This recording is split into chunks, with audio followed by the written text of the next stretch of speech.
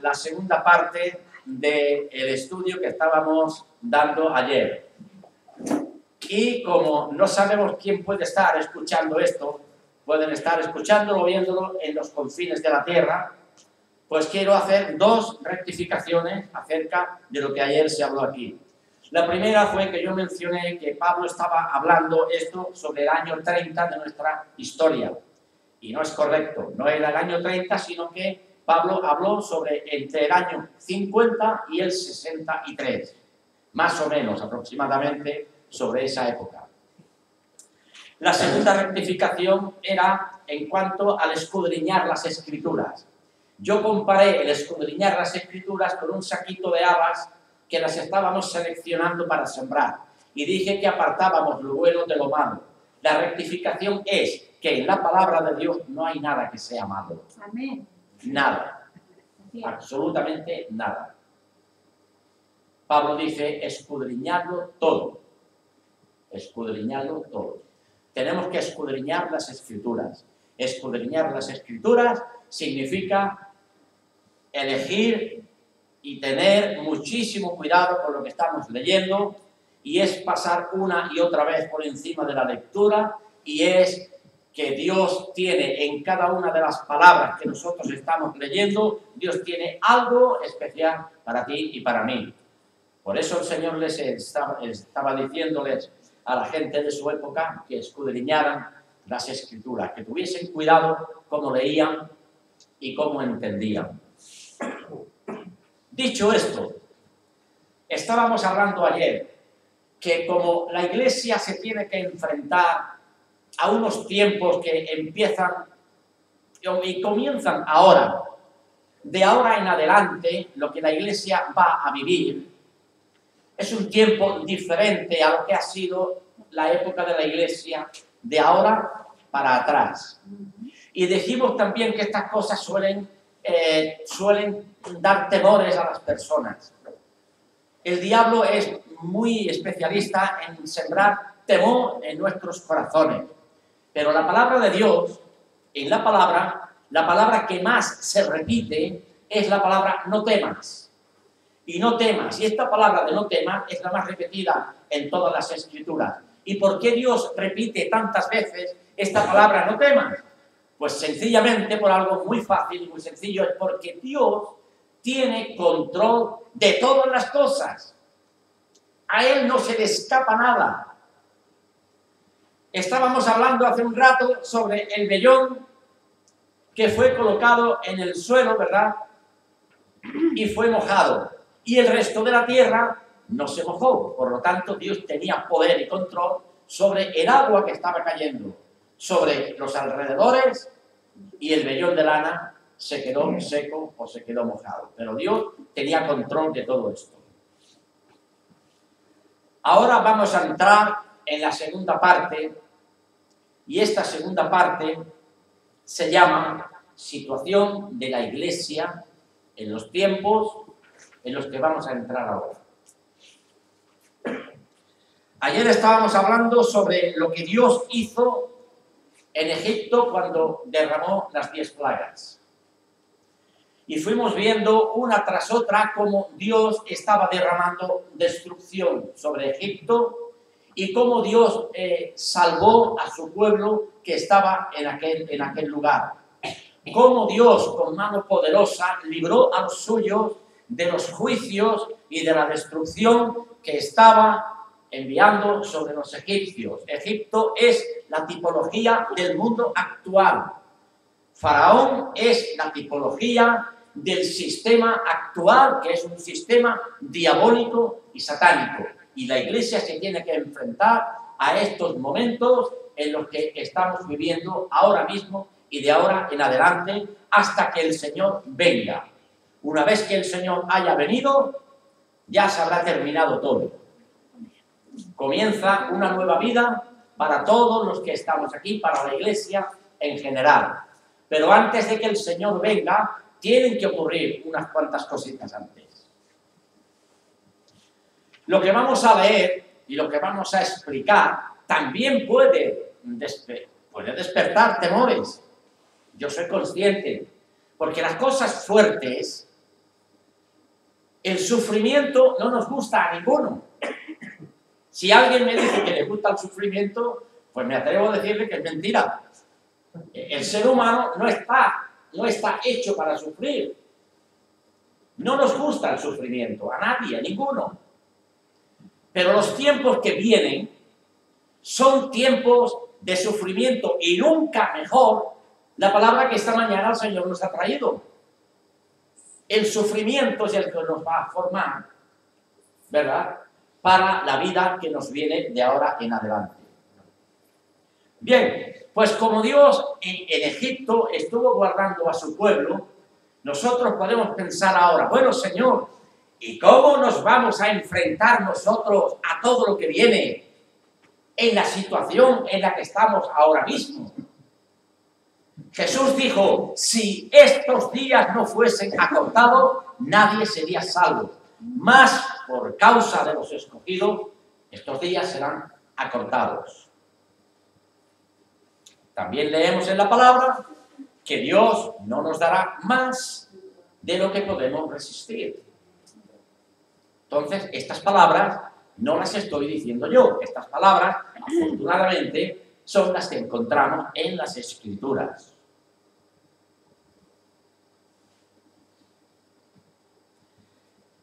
El libro de Joel habla de algo muy importante que tiene que ocurrir. Y yo me inclino a creer y a pensar, creo que es muy posible, no lo digo que sea rotundo, pero creo que es muy posible que Dios, sabiendo a lo que la Iglesia se tiene que enfrentar, antes dé a su Iglesia las herramientas necesarias para enfrentarnos a esos tiempos que vienen.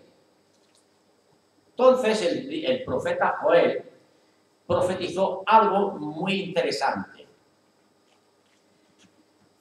En el capítulo 2 de Joel y versículo 28 comienza diciendo la palabra de Dios así.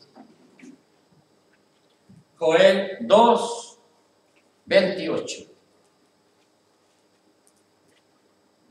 Y después de esto, derramaré mi espíritu sobre toda carne, y profetizarán vuestros hijos y vuestras hijas. Vuestros ancianos soñarán sueños, y vuestros jóvenes verán visiones.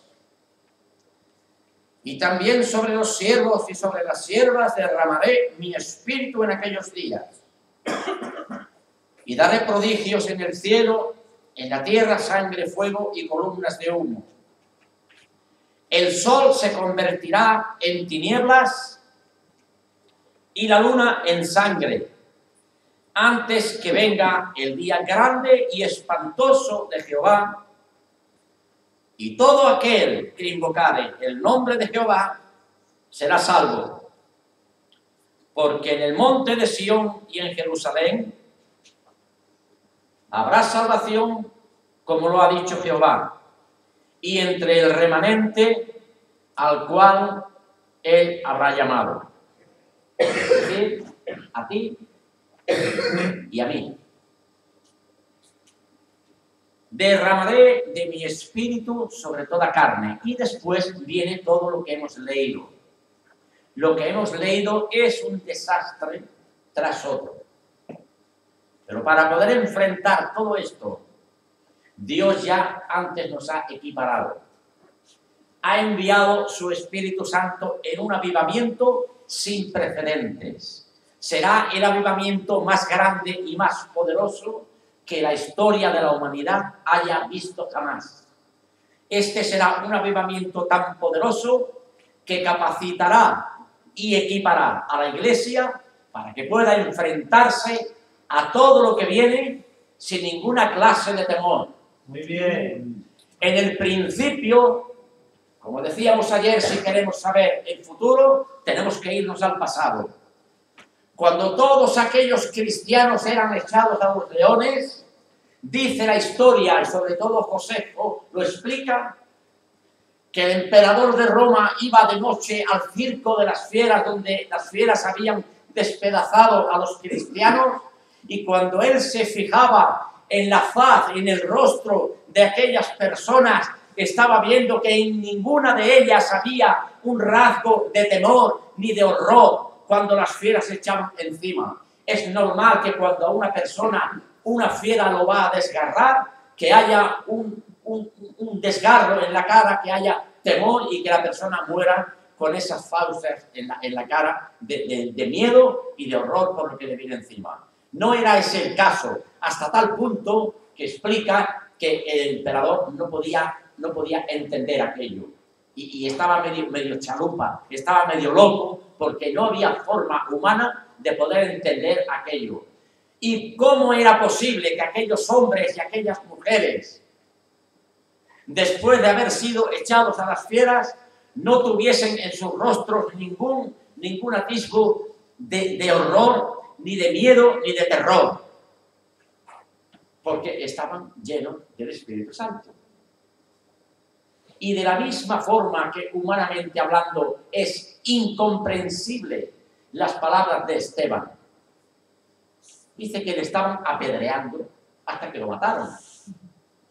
Y estando en agonía de muerte por causa de las piedras, yo no sé a cuántos de aquí le han pegado una piedra en la cabeza. A mí me han dado más de una.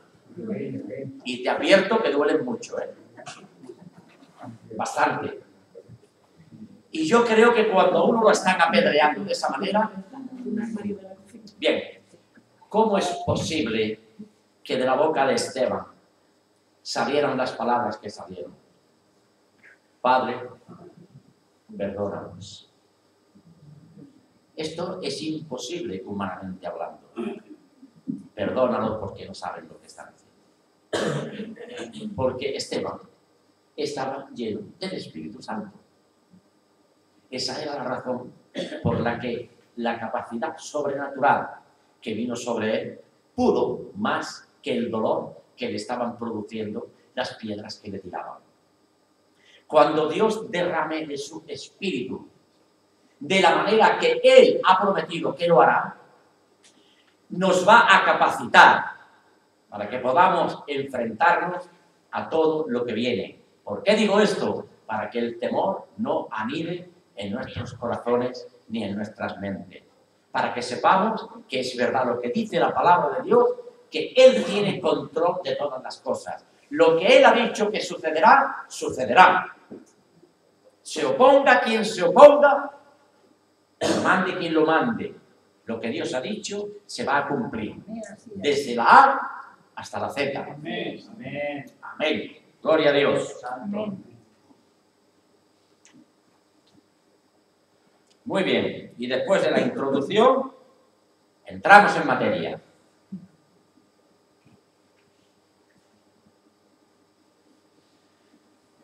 ¿Cuál será la situación de la Iglesia en el último tiempo? ¿Por qué se enseña? ¿Por qué razón se enseña que la Iglesia no estará aquí durante el periodo de la tribulación? Yo lo he escuchado muchas veces, lo he leído muchas veces, y las personas a las cuales yo les he escuchado hablar de esto son personas sinceras. No hay una premeditación para engañar a nadie, simplemente, llanamente, están enseñando lo que a su vez han aprendido ellos. Nosotros enseñamos lo que hemos aprendido. No podemos dar nada que antes no hayamos recibido. Pero dice la Biblia en el Evangelio de Juan, en el primer capítulo, no hace falta que lo pongas, dice, en el principio era el Verbo, la palabra. El Verbo era con Dios y el Verbo era Dios. En el principio era la palabra. ¿Para qué sirve la palabra? Para informar. Dios nos informa a través de la palabra.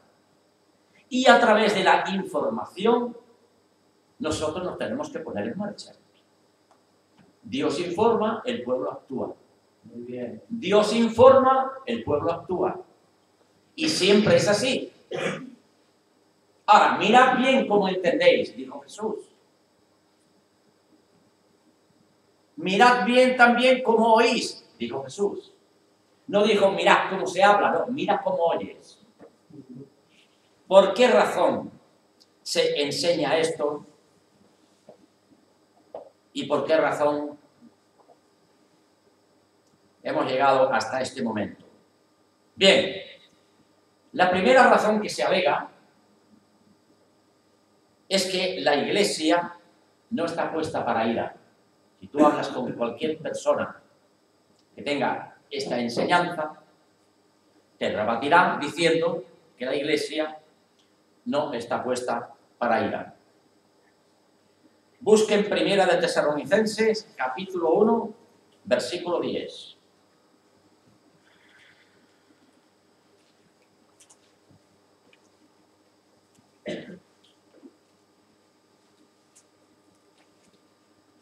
Primera Tesalonicenses,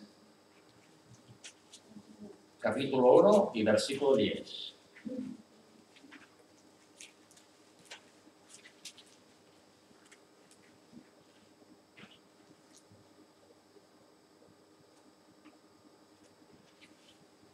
Y dice así la palabra de Dios.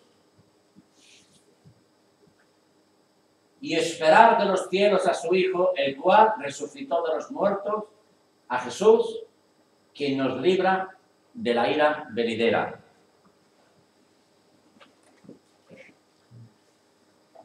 Capítulo 5, versículo 9, del mismo libro de Primera de Tesalonicenses. 5, 9.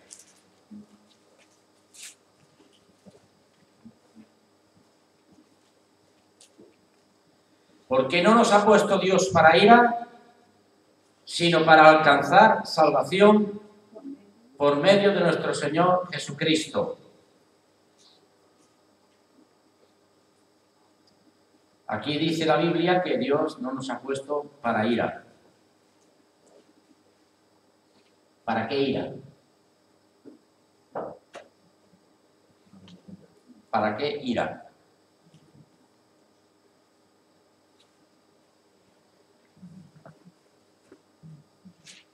Apocalipsis 11, 18.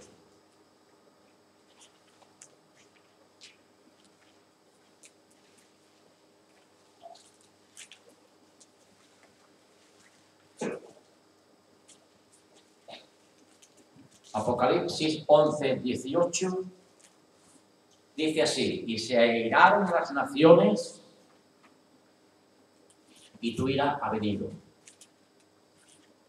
Y el tiempo de juzgar a los muertos y de dar el galardón a tus siervos los profetas, a los santos y a los que temen tu nombre, a los pequeños, a los grandes, y de destruir a los que destruyen la tierra.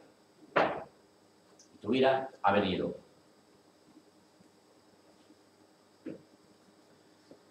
Apocalipsis capítulo 6, versículo 17.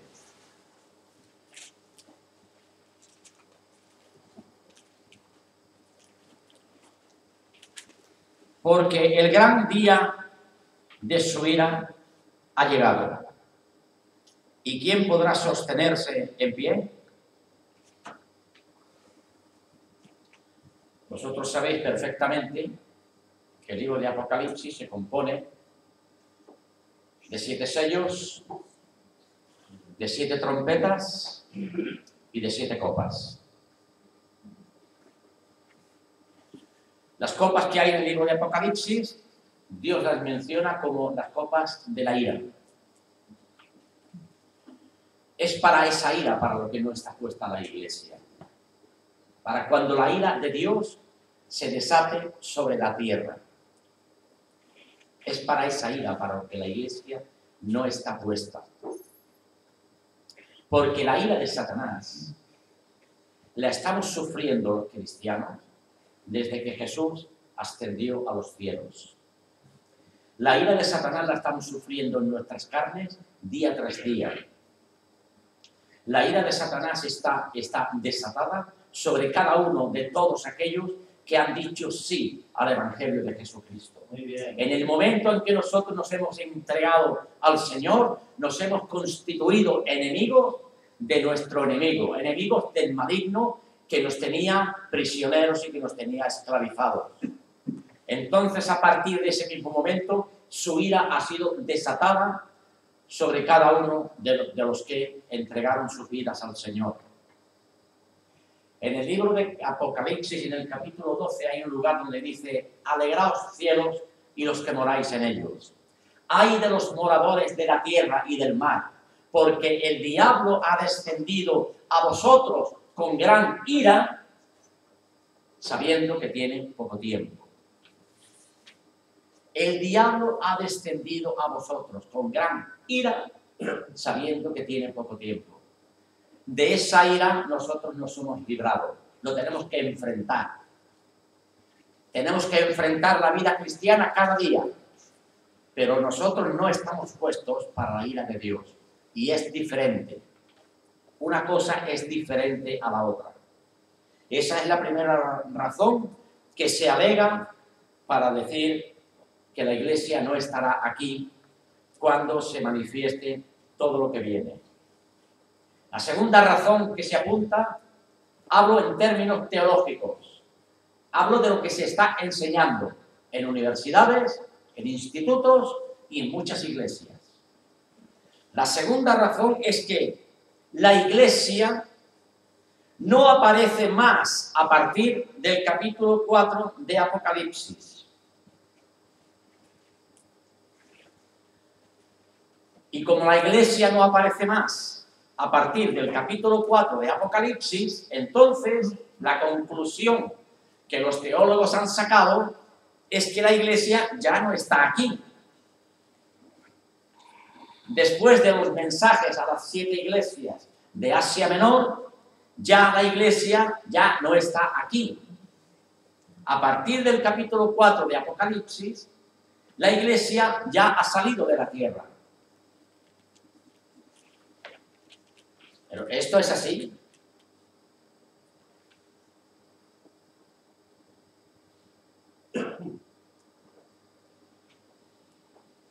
Apocalipsis 13, versículo 7.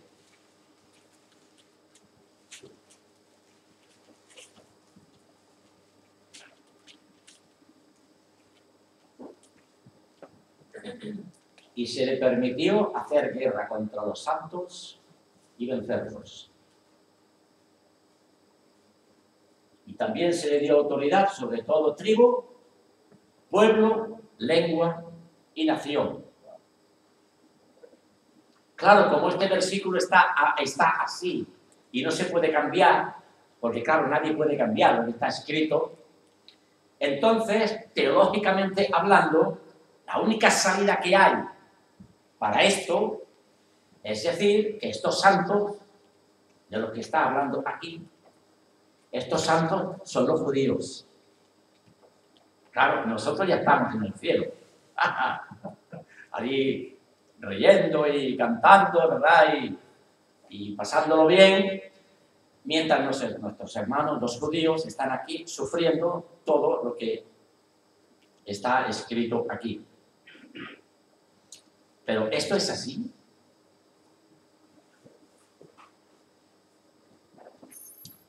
Busquen Hechos de los Apóstoles, capítulo 15. Versículos 19 y 20. Tomen nota y abran los oídos.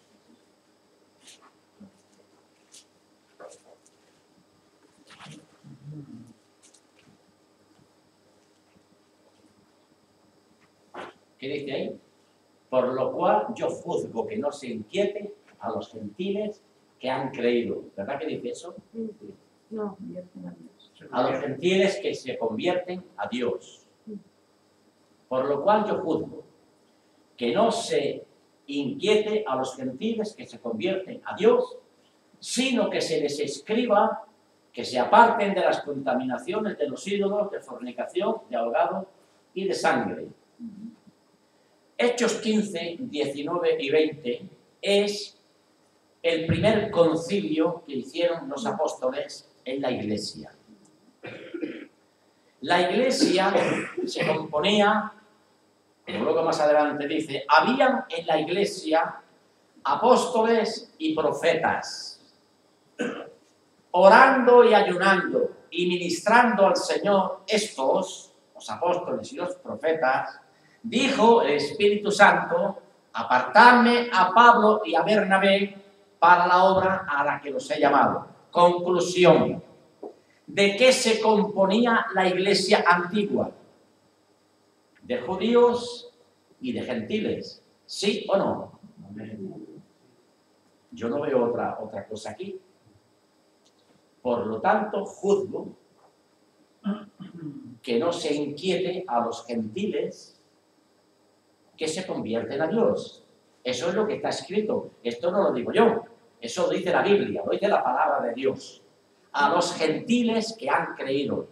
Entonces, ¿de dónde ha salido? ¿De dónde ha salido? ¿De dónde ha salido la enseñanza de que Israel es una cosa y la Iglesia es otra? ¿De dónde ha salido esto? Pues claro que a partir del libro de Apocalipsis, del capítulo 4, no aparece la Iglesia. Naturalmente que no aparece. Es que no puede aparecer de ninguna de las maneras.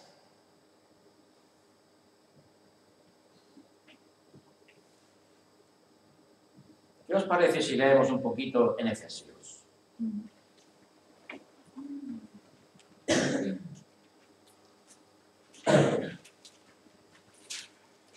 Estamos equipando a la Iglesia. La Iglesia tiene 5 ministerios: apóstoles, profetas, evangelistas, pastores y maestros. Y estos están para equipar a los santos, para la obra del ministerio, para que todos estos lleguen a la unidad de la fe y del conocimiento del Hijo de Dios. En el libro de Efesios dice algo muy curioso.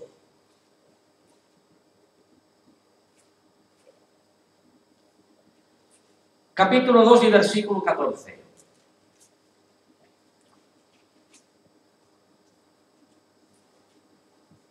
Porque Él, ¿de quién está hablando? De Jesús. Porque Él es nuestra paz. Que de ambos pueblos, ¿de qué dos pueblos está hablando? De los judíos y de los gentiles. ¿Lo vamos entendiendo? Porque Él es nuestra paz, que de ambos pueblos hizo uno, derribando la pared intermedia de separación, aboliendo en su carne las enemistades, la ley de los mandamientos expresados en ordenanzas, para crear en sí mismo de los dos un solo y nuevo hombre. ¿De los dos? ¿De qué dos? De los judíos y de los gentiles.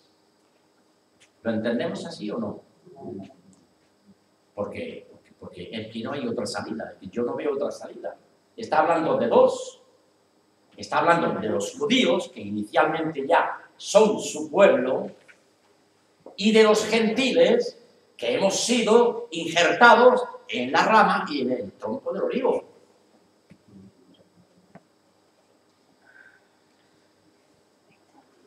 Para crear un solo hombre de los dos haciendo la paz. Bueno, ¿por qué razón la Iglesia no aparece a partir del capítulo 4 del libro de Apocalipsis? Porque la Iglesia, lo mismo que al principio, la Iglesia era una, ahora también a los ojos de Dios, la Iglesia e Israel es una misma cosa. Amén. Y llegará el momento en que esto tendrá que ser así.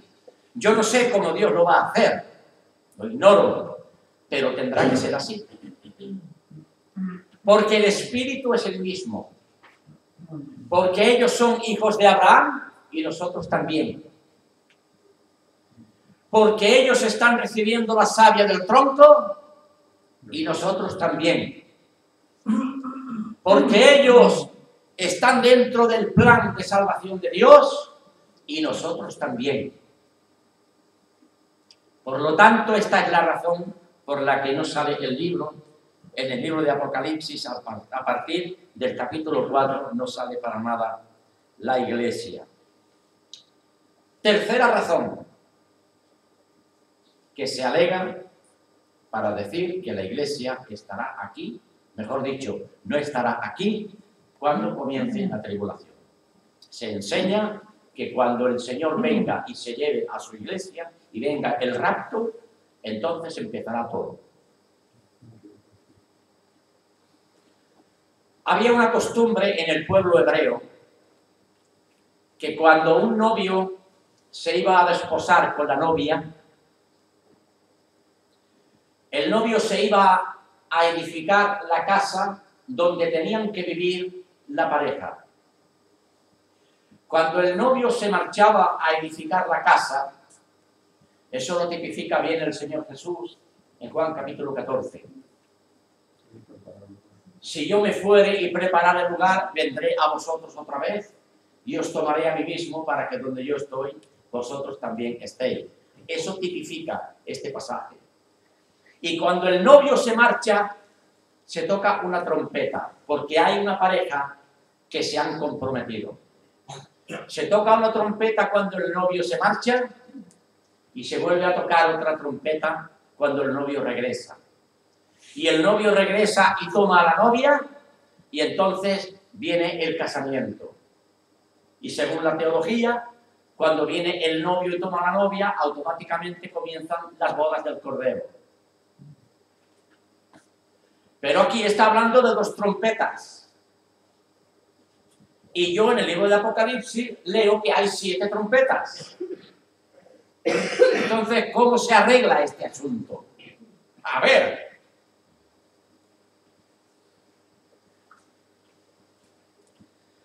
Primera de Corintios, capítulo 15. Versos 51 y 52.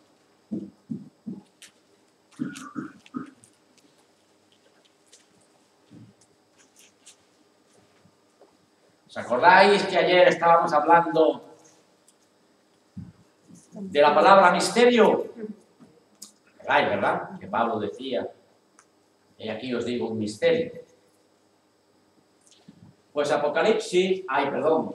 Primera de Corintios 15, 51 y 52, dice, he aquí os digo un misterio. Ya está otra vez aquí la palabra otra vez, misterio. Misterio es algo que no se sabe. Algo que está escondido.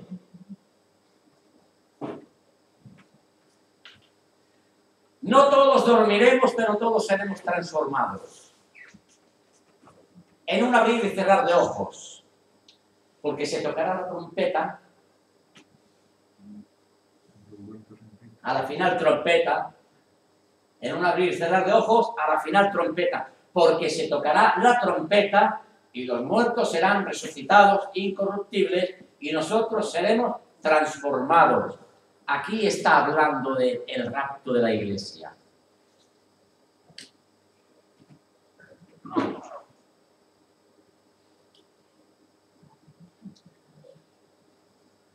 ¿A qué trompeta viene? ¿A la segunda? Ya a la final trompeta. Si ustedes toman el libro de Apocalipsis y empiezan a leer desde el primer sello hasta el 7º y comienzan a leer desde la primera trompeta hasta la 7ª, ustedes se darán cuenta de que la tierra ya está semidestruida. El deterioro en la tierra ha llegado a tal magnitud que tiene que comenzar forzosamente el derramamiento de las copas de la ira de Dios. El derramamiento de las copas de la ira de Dios.